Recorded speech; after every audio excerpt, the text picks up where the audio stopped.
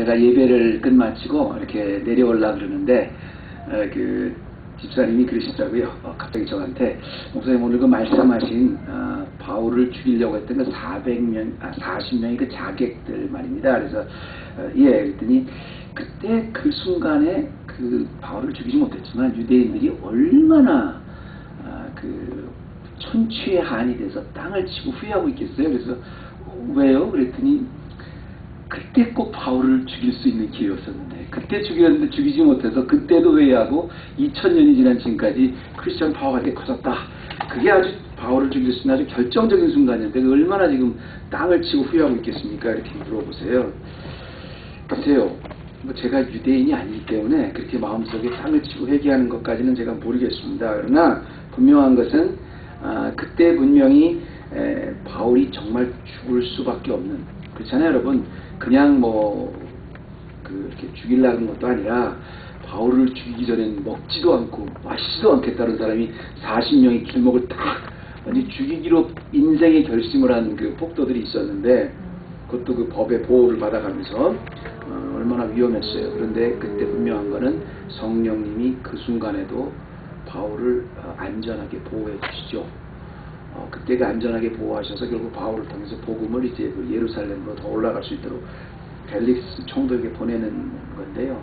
그때 우리가 그 봤던 내용이 바울을 통해서 복음을 옮겨가신 그 성령님의 손길이 너무 세밀하고 자세했다는 거죠. 그래서 그 세밀하고 자세한 손길을 통해서 결국 바울을 보호해 주실 뿐 아니라 더 안전한 방법으로 예루살렘에서 이제 로마로 가기 위해서 바울을 벨리스 총독에게 보내줬다는 것까지 지난 시간에 했습니다.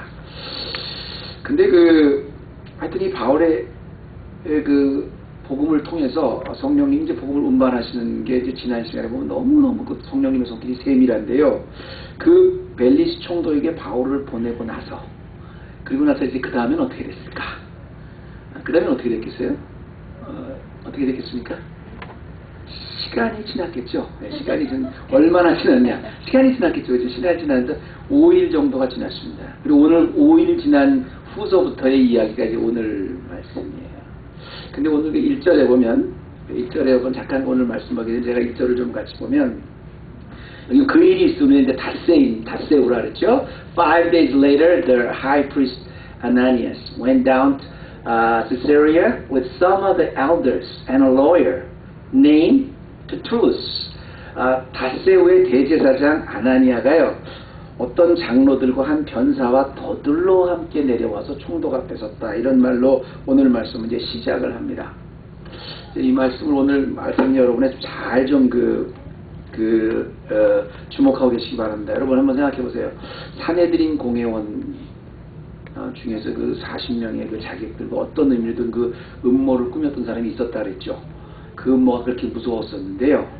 그 죽이려고 했던 사내들인 공회원 중에서 그 일부, 그 중에서도 또 그 가장 높은 대제사장은 지난주에 제가 설명을 드렸습니다만 대제사장 중에서도 굉장히 아주 그 사악하고 나쁜 사람으로 소문이 난 사람입니다. 이 아나니아 대제사장이 지난 시간에 본 것처럼 먼저 그 선임 대제사장을 간접적으로 살인하고 자기가 그 자리를 차지한 사람이에요. 그래서 아주 굉장히 나쁜 사람인데 문제는 뭐냐면 아주 사악한 사람이 권력을 가진 거예요. 유대인 중에서 제일 높은 권력이 대제사장 아닙니까? 그죠? 종교법을 제사법을 마음대로 그 제사장이 얼마나 나쁜 사람이었는데 그 사람이 죽이려고 했는데 실패를 하니까 포기를 한 게 아니라 5일을 걸려서 닷새 후에 예루살렘에서 이제 가이사라로 간 겁니다. 왜 갔냐면 이제 바울을 성령님께서 이제 안전하게 보호하시기 위해서 이제 로마 총독이 주관하는 법정으로 이제 송치를 했거든요. 근데 여러분 해보세요. 생각해보세요. 유대인 중에서 아무리 파워가 있고 힘이 있는 사람이라고 해도 로마 총독이 관할하는 법정에서 자기네들이 못할 거예요. 그래서 가장 범죄자들이 폭력 그런 사람들이 가장 안전한 장소가 감옥에 갔을 때래요. 감옥에 갔을 때는 누구도 해치지 못하잖아요. 밖에서. 마찬가지로 바울이 죄수가 됐지만 어쨌든 로마 법정에 로마 총독이 주관하는 이제 그 법정으로 이렇게 성령님이 보내셨거든요. 그러니까 이 대제사장이 포기를 한 게 아니라 로마 법정까지 자기 사람들을 데리고 갔어요. 중요한 건 뭐냐면 이번에는 아예 더둘로라고 하는, 여기 보면 더둘로라고 나오죠. 더둘로라고 하는 그 변사, 요즘 말하면 로여입니다. 여기 아주 유명한 로여가 계시지만 변호사를 데리고 로마 법정을 간 거예요. 왜 그랬을까요? 간단히 생각해서 왜 이번에는 대제사장이 로마 법정에 변호사를 데리고 갔을까요? 그렇죠. 근데 고소는 고소인데, 보세요. 유대인들이, 사내들인 공회원들이 자기네들이 못 죽였잖아요, 바울을. 그러니까 이제 자객들을 40명을 저기서 죽이려는데 죽이지 못했어요. 근데 로마 법정에 가니까 자기네가 어떻게 마음대로 못 하잖아요. 로마 법정에서 하는데 자기네가 어떻게 할 수 없죠. 그러니까 로마법을 가장 잘 아는 사람, 로마 법정에서 잘 통할 수 있는 사람, 자기네가 가서 뭐라 그런다고 해서 어떻게 누가 뭐라 그러겠어요? 콧방귀도 안 끼지만 로마법을 가장 잘하는 그 시대의 그 유명한 변호사까지 대동해서 갖고 간 거예요. 다시 말하면 바울을 죽이려고 했는데 못 죽이니까 포기한 게 아니라 이제는 로마의 법정에 간 바울을 가지고 그 로마 법에 의해서 처벌해 달라고 변호사까지 데려간 겁니다. 그러니까 이 제사장 아나니아가 굉장히 나쁜 사람이다 하지만 얼마나 사악한 사람입니까? 얼마나 끈질긴 사람입니까? 얼마나 집요한 사람이에요. 저는 이 생각을 하면서 이런 생각을 한번 해봤어요. 바울이 교회입니다. 에클레시아입니다. 세상에서 세상 밖으로 불러낸 교회인데 하나님이 바울이라는 교회를 통해서 어떤 어려움 가운데서도 복음을 계속 옮겨 나가시는데 바울을 통해서 옮겨 나가시는 그 복음을 옮겨가지 못하게 그 세상이 어떻게 또 막는 거예요. 근데 그 막는 힘이 얼마나 집요하고 끈질기냐면 우리도 교회인데 아까 제가 기도하다 말씀드렸지만 하나님이 나라는 교회를 세우셔서 나를 통해서 내 삶을 통해서 하나님의 복음을 옮기실 때 세상이 절대로 그냥 두지 않는다는 거예요. 집요하게 끈질기게 방해를 해요. 복음을 움직이지 못하는 사람으로 그렇게 방해를 해요. 그래서 우리가 만세전에 하나님이 우리를 택해 주시고 나라는 교회를 통해서 하나님이 복음을 옮기신다는 그 얘기는 뭐냐면 우리가 코끝에 호흡이 있는 이 순간부터 우리 죽을 때까지 계속 영적으로 세상과 전쟁을 하는 거예요. 이거 영적으로 보면 바울과 이 대제사장 그 그룹들과의 전쟁 아닙니까? 자기네들이 죽이려고 했다 못 죽였으면 포기를 하지. 포기를 하면 되지. 거기를 또 쫓아와가지고 대제사장인 사람이 오일 후에 거기를 쫓아왔는데 로마 법을 잘 아는 로마 변호사까지 돼가서 바울 좀 죽여달라고 이렇게 오는 겁니다. 잘 여러분 보십시오. 과연 그렇게 볼 때 이 나라는 교회가 하나님께서 복음을 움직이신다는 것은 무슨 뜻인가? 그리고 거기에 움직이지 못하게 세상이 방해한다는 건 무슨 뜻일까? 여기 분명히 세상에 엄청난 힘이 있죠. 그래서 제가 오늘 제목을 교회의 힘, 세상의 힘 그랬는데요. 오늘 이 본문 말씀을 통해서 바울을 한 교회로 보시고요. 바울을 통해서 성령님이 이제 복음을 안전하게 옮겨주시지만 거기를 못 나가게 끈질기게 방해하는 그 세상의 힘을 여러분 한번 동시에 한번 보시기 바랍니다. 그러면 오늘 내가 나의 삶을 통해서 하나님이 복음을 움직이실 때 세상이 방해하는 모습이 보여요. 그래서 교회의 힘과 세상의 힘이라는 게 뭘까라는 것은요. 결국 교회의 힘과 세상의 힘은 첫째로 복음을 운반하는 한 교회와 온 세상 전체의 대결입니다. 언제나 그래요. 여러분이 맡겨진 환경, 여러분이 맞닥뜨린 주변 그 environment 이런 모든 게 사실은 영적인 교회냐 아니냐 딱 그 두 개밖에 없어요. 나중에 자세히 설명드리겠습니다만 다른 쉽게 말로 말하면 교회인 나 한 사람을 통해서 성령님이 복음을 운반하실 때는 세상의 힘으로부터 공격이 들어오는데요. 세상의 힘이 아니라 내가 알고 있는 모든 교회가 아닌 세상 전체의 힘으로부터 총공세를 항상 받아요. 그리고 물론 그때마다 성령님의 힘을 동원해서 그래도 나로 하여금 복음을 움직일 수 있게 해주시고 보호해 주시기, 세밀하게 보호해 주시지만 어쨌든 우리가 영적으로 뭘 알고 있어야 되냐면 세상의 힘이 엄청나게 많이 나를 방해하고 있구나라는 것을 우리가 알고 있어야 돼요.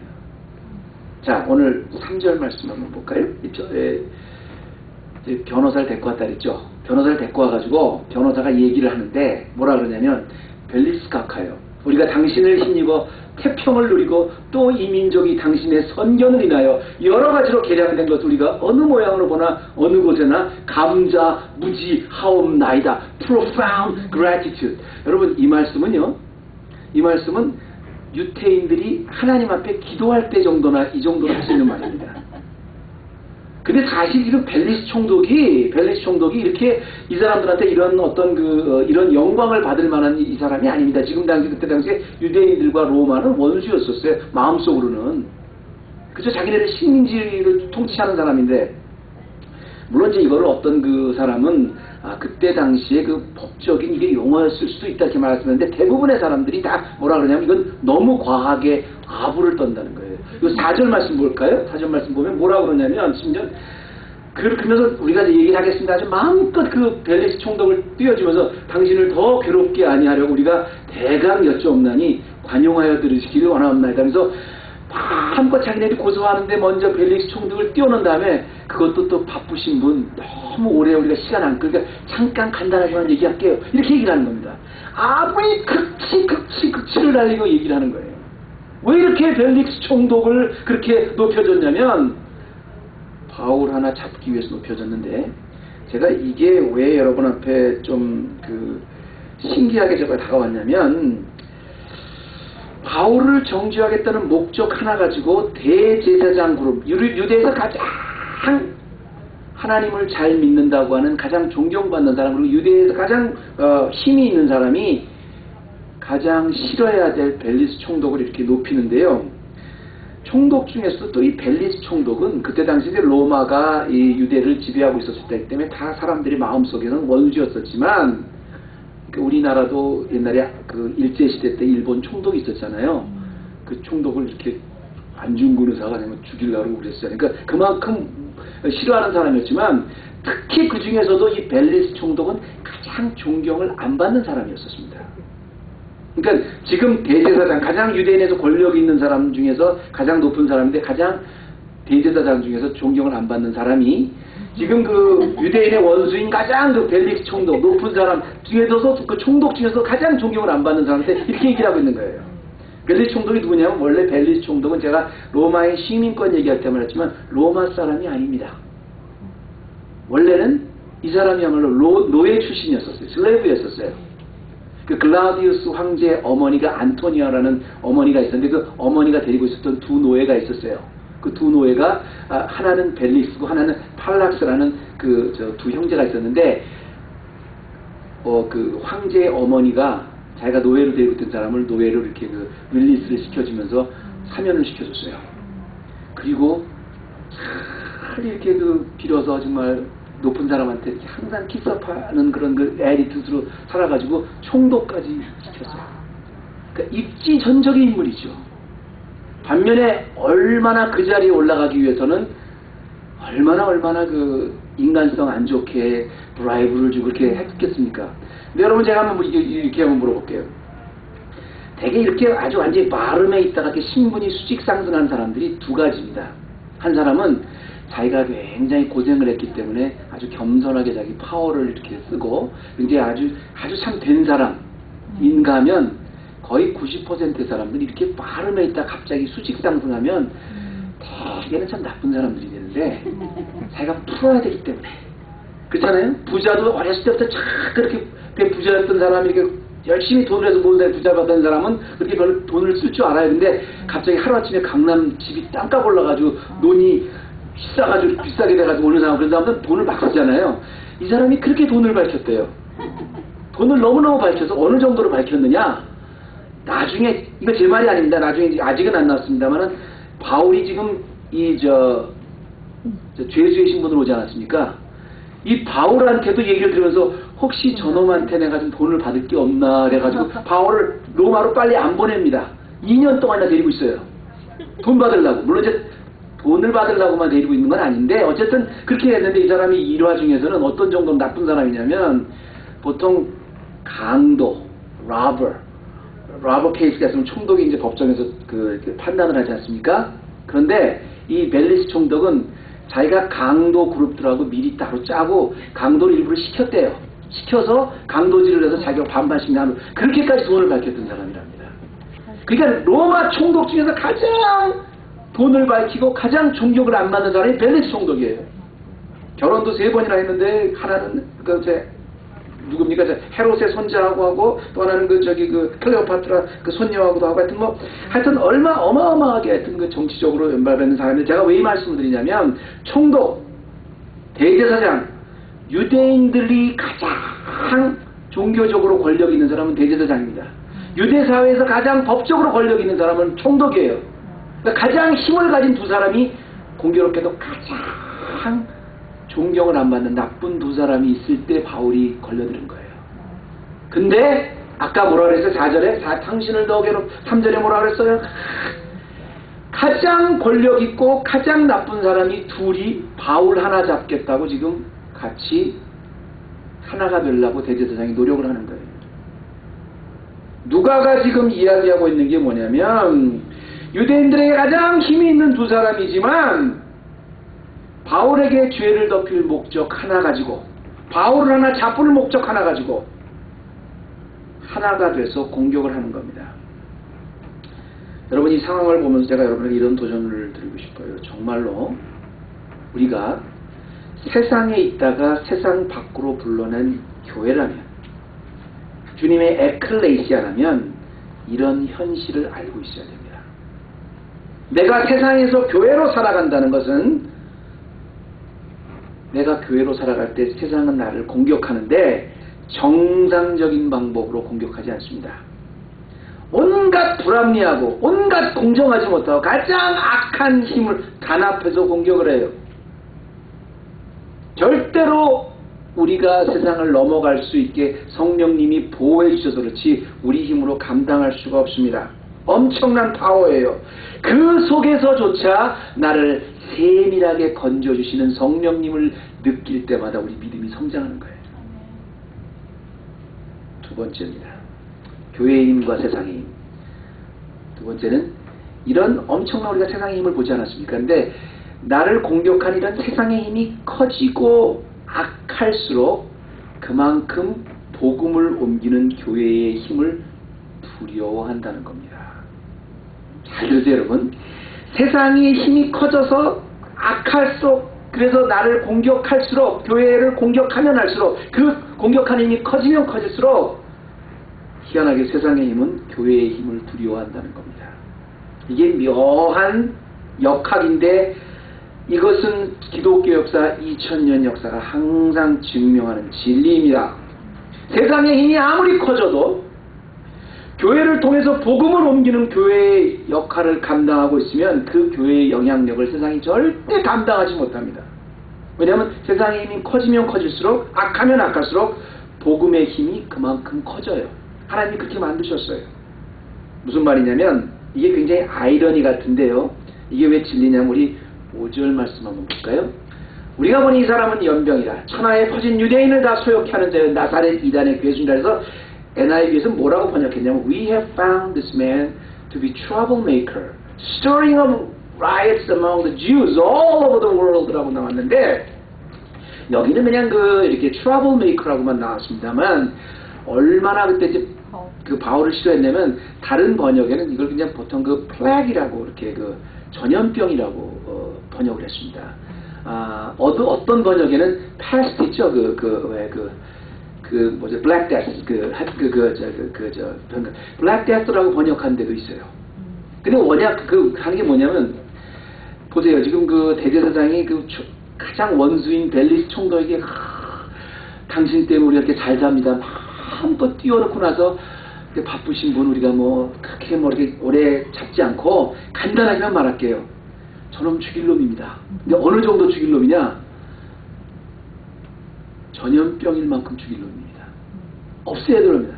여러분 얼마나 싫으면 그냥 트러블 메이커라고 나왔습니다만 얼마나 싫으면 전염병이라고 그러고 아주 사람들이 질색하는 게 전염병 아니에요?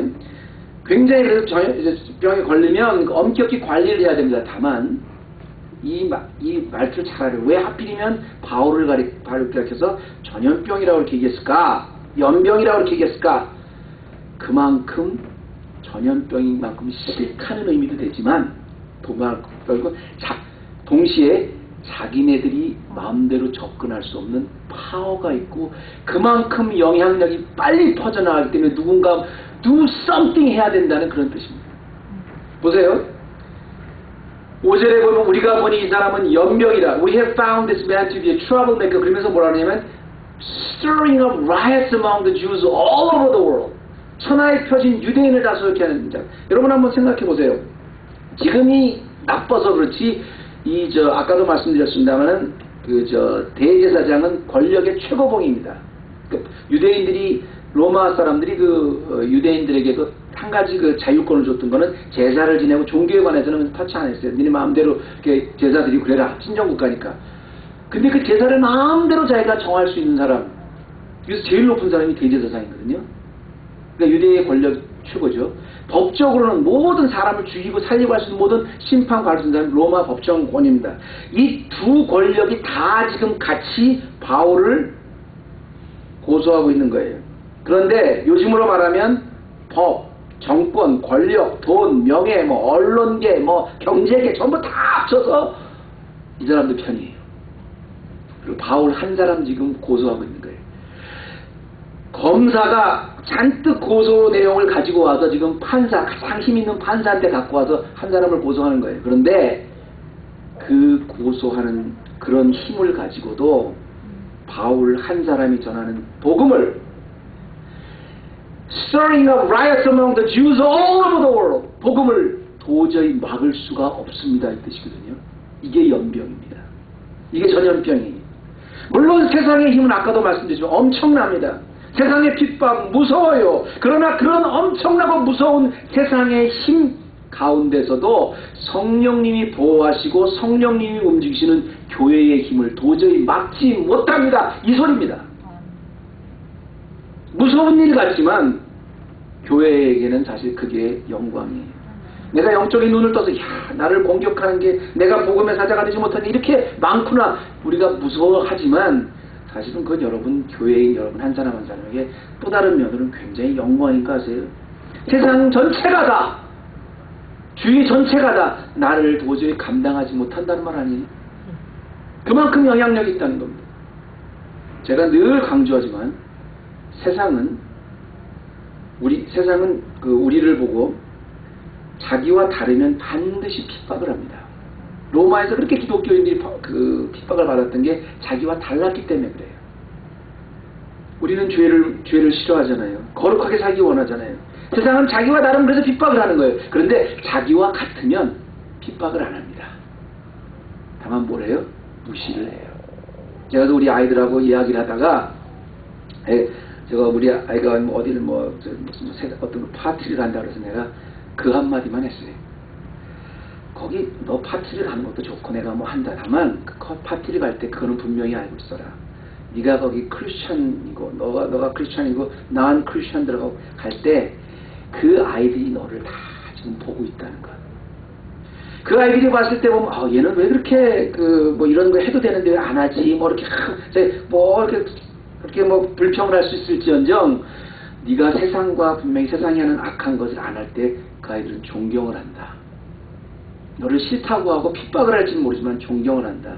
네가 세상에 있는 아이들과 똑같이 걔네들이 하는 거 다 하고 걔네들이 하는 거 다 할 때 너를 핍박하지 않지만 너를 무시할 거다. 교회라 그러더니 세상 밖에 있다가 세상에 있다가 세상 밖으로 올라오면 교회라는 나랑 별로 틀릴 게 없네. 지금 왜 그렇게 대제사장이 유대인이 서기관이 권력을 가진 사람들이 바울을 싫어하면서도 무서워했냐면 자기와는 다르거든요. 영향력이 있거든요. 그렇게 죽이려는데 안 죽여지거든요. 세계로 퍼져나가고 연병과 같은 건 연병이라는 것은 물론 싫은 거지만 그만큼 파워가 있는 거거든요. 마지막입니다. 세상의 힘과 교회의 힘이라는 것은 결국은 죄의 짐과 보혈의 은혜의 싸움이에요. 간단하게 그래요. 죄의 짐, 보혈의 은혜. 죄의 짐과 보혈의 은혜. 죄의 짐을 대표하는 건 구약시대 때 구약율법이잖아요. 그 다음에 보혈의 은혜는 신약시대의 은혜의 시대잖아요. 이게 무슨 말이냐면 바로 6장에 보면 이렇게 나와요. 도대체 뭘 갖고 그렇게 연병이라 그럴 만큼 바울을 싫어했나? 이거 참 재미있으면서 아이러니가 등장합니다. 뭐라 그러냐면 로마 법정에 변호사까지 대동해서 한다는 말이 뭐냐면 저 사람이 연병입니다. 죽여야 됩니다. 나쁜 놈입니다. 왜? 이유는 딱 한 가지. 저가 또 성전을 더럽게 함으로 우리가 잡았습니다. 저가 또 성전을 더럽게 함으로 우리가 잡았습니다. 이래요. 그랬더니 우리 11절 말씀에 11절 말씀 잡을까? 이게 제사장의 고소고요. 바울은 뭐라 그랬냐면 이건 바울이 지금 하는 얘기입니다. 당신이 아실, 이건 바울이 지금 그 총독이 하는 말인데, 당신이 아실 수 있는 같이 내가 예루살렘에 예배로 올라간 지 열흘들밖에 못했습니다. 이 말은 뭐냐면, 예, 나 성전에 갔습니다. 그 얘기인데, 다시 6절을 좀 봐주세요. 이게 무슨 말이냐면요. 왜 제가 이 말씀하면 세상의 힘과 교회의 힘은 결국 죄의 짐과 보혈의 은혜라고 제가 은혜의 싸움이라고 얘기했냐면요. 제사장이 그렇게 바울을 고소하는 게 복잡하고 어려운 것 같지만 이렇게 결정적으로 그 바울을 이렇게 싫어하게 되고 죽이려고 했던 건 이유는 딱 하나입니다. 뭐냐면 성전을 더럽게 했다는 거예요. 이게 왜 이 사람들한테 중요하냐면요. 여러분 제가 한번 질문을 한번 해볼게요. 유대인들에게는 이제 성전이 가장 중요한 장소였거든요. 그래서 뭐 포로에 있었을 때도 우리가 예루살렘 성전에 대한 그 프라이드가 굉장히 셉니다. 왜냐하면 하나님이 거기 임재하신 거기 때문에 자기네들만을 위해서 만나주시는 장소라고 생각했기 때문에 성전이 굉장히 유대인들한테 프라이드가 세요. 그래가지고요. 성전에 딱 들어가면 다른 건 다 몰라도 이방인들이 들어올 수 있는 한계가 있었습니다. 옛날에 태어나셨다면 예루살렘 성전 안에 절대 못 들어가요. 이방인의 그 뜰이 있었어요. 그 이방인의 뜰, 그 젠타일을 위한 있었는데, 앞마당이 있었는데, 그 뜰드가 있었는데, 거기 외에는 절대 못 들어가요. 그런데, 지금 이 사람들이 바울을 보고 그렇게 화가 나고 뒤집어진 게 왜 그런 거냐면, 우리가 21절에 봤지만, 바울이 이방인을 데리고 성전에 들어왔다. 그걸 본 사람이 있다. 그래서 화가 난 거죠. 그 21장이었잖아요. 혹시 그때 그 바울이 됐건 이방인 이름 기억나시는 분 있어요? 근데 그 사건은 기억나시죠? 그 성전을 여러분들이 자꾸 가끔가 잊어버려 주셔서 감사합니다. 제가 그럼 또 말씀드릴게요. 바울이 그때 데리고 왔던 그 이방인의 이름은 더메드리오입니다. 이제 기억나시죠? 더메드리오라고 말씀드렸는데도 아직도 기억이 안 나신다면 여러분들이 학교 다닐 때 공부 잘했다는 것도 거짓말이었던 것 같아. 그 정도. 더메드리오는 누구냐면 자기가 에베소 지방에서 만난 제자인데 데리고 왔는데 사실 더메드리오가 들어간 것도 아니에요. 그냥 바울하고 같이 있었는데 유대인들을 조금 안심시켜 주기 위해서, 나도 유대인이라고 안심시켜 주기 위해서 성전에 가서 그 성전에 서원을 했던 건데 갑자기 더메드리오라는 사람 데려온 거 보고 거기서 소문을 잘못 낸 거예요. 바울이 소문대로 율법을 폐하는 자다. 감히 이방인을 데리고 예루살렘 성전 안으로 들어왔다. 이 말이 퍼지고 나서 바울을 죽여야 되겠다 하고 나온 겁니다. 여러분 잘 들으세요, 상황을. 그래서 지금 21장부터 24장까지 계속 지금 바울을 죽이려고 그러는 거는 그 죄목이 뭐냐면 바울이 성전을 더럽혔다는 거예요. 그게 가장 큰 분노하는 말이거든요. 그런데 제사장 바울뿐 아니라 유대인들이 예수님을 죽이게 된 가장 결정적인, 가장 미워하게 된 게 뭔지 아십니까? 아니 쌓이고 사는데 진짜 예수님을 손 못 받게 된 가장 마지막 사건이 뭐냐면 바로 예수님이 성전 정화 사건 때문에 그래요. 예수님이 예루살렘 들어가셔서 제일 먼저 했던 게 뭐예요? 들어가서 성전을 막 뒤집어 엎었잖아요. 너희들은 내 아버지의 집을 강도의 구려를 만들었다. 그러면서 거기서 돈 바꾸는 자, 소 비둘기 파는 자 이런 사람 다 뒤집어 엎었잖아요. 그때 확 유대인들이 도른 거예요. 아니 저놈이 우리 성전에서 먹고 사는 우리들을 가지고 이거 기반을 못하니까 예수님이 이 성전을 물어놓기라 내가 3일 만에 다시 세우리라 그러면서 그러셨는데 강도의 구려를 맞았다 그러면서 예수님이 뭘 말씀하셨냐고 그랬잖아요. 내 집은 만민이 기도하는 집이라 일컬어질 것이다. 얘기합니다. 원래 성전은 기도하는 집이나 성전은 제사를 드리는 곳이에요. 근데 만민이 기도하는 집이 될 것이다 이렇게 얘기했습니다. 예수님이 십자가에 못 박혀 돌아가시면서 그 약속이 이루어졌어요. 어떻게 해요? 성전의 안에 있던 사람과 하나님을 가로막고 있던 성소의 그 휘장이 예수님이 십자가를 지시고 나서 반으로 쫙 찢어졌습니다. 그래서 누구든지, 심지어는 유대인이 아닌 이방인들까지 누구든지 예수의 이름으로 나오는 사람은 성소의 휘장을 쫙 찢고 아버지께 아빠, 아버지로 부를 수 있는, 기도할 수 있는 집이 된다는 거예요. 예를 들어서 유대인들은 이 예루살렘 성전이 가장 자기들에게 큰 자부심이었지만 예수님이 그 성전을 무너뜨리고 너희 자신이 하나님의 거룩한 성전이라 내가 너희 안에 거하겠다고 하셨어요. 이건 은혜입니다. 근데 아직까지도 지금 성전에 불떠서 이제 그 성전 안에서 예수님 막 그 뒤집어 엎어서 돈 바꾸는 사람, 막 비둘기 파는 사람, 또 소 파는 사람이 왜 거기 있었냐면, 그게 전부 다 제사할 때, 제사장들이 돈 받고 해서 너희들 제사 드리려면 소를 잡아야 되잖아요. 그럼 소를 잡아올 때 돈이 없잖아요. 그리고 바쁘면 못 오잖아요. 그러니까 성전에서 돈 주고 파는 거예요, 비싸게. 마치 극장에 가면, 극장이나 또 베이스볼 필드 가면 이렇게 사람이 너무 많아 못 들어가면 암표 팔잖아요. 여기 미리 샀어요. 여기 있어요. 그래서 암표 하는 것처럼 미리 동물을 준비해 오지 못하는 사람들이 대부분일 거 아닙니까? 수리할 때. 그런 사람들이 위해서 비싼 돈 주고 파는 거예요. 전부 그거 먹고 살았어요. 유대인들이, 이제 레위인들이. 전부 다 그거 갖고 살았어요. 근데 그거 완전히 주님께서 다 못하게 하시니까 분노가 난 겁니다. 지금 제가 세 번째 포인트를 이야기하면서 왜 이렇게 장황하게 설명을 드리냐면, 결국 이 유대인들이 예수님을 고소하고 대제사장이 저 사람 죽여라! 그리고 로마의 변호사까지 데리고 갔던 이유가 따지고 보면 결국 자기네 기득권 지키려는 것이었다는 거예요. 그렇잖아요, 여러분. 저가 또 성전을 더럽게 하려 함으로 우리가 잡아싸우니 그랬는데요. 지금 좀 죽여달라고 저 사람 죽일 놈입니다. 좀 죽여주십시오 하고 데리고 왔더니 그래 무슨 죄를 졌는데, 그랬더니 결국은 성전을 더럽혔습니다. 여러분 한번 상식 있으면 생각해 보세요. 로마 법정에 로마 변호사를 데리고 왔던 거는 자기네 힘으로는 안 되니까 로마 법정에 해달라는데, 원래 로마에서는 제사 문제를 갖고는 관여를 안 했어요. 너네가 제사를 지내든 말든 그 로마에서 무슨 상관이 있겠어요. 그렇죠? 그 로마 그 법정의 변호사인 그 너들로가 그걸 몰랐겠습니까?